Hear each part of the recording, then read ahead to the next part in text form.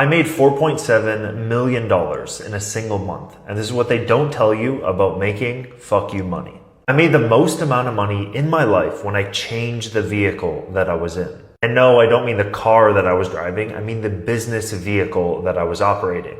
Because I would have these businesses and eventually one of those businesses would just hit a ceiling. And once I would hit that ceiling, I would kind of reconvene and think about where should I go from here. And then what I ended up doing most of the times was changing the vehicle that I was in. So I would change the business. I would change the industry that the business was operating in.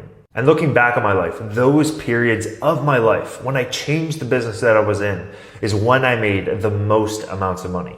Most people don't do that. Most people just find one thing that works and just cling on to that thing for the rest of their lives. But my biggest fear has always been that I'm working in a business day in and day out that just isn't going to get me to my goals. So don't be afraid to change things up, to switch up the business, to switch up the vehicle that you're operating in. If you want to learn the business vehicle that I chose that's going to get me to billionaire status, comment guide down below.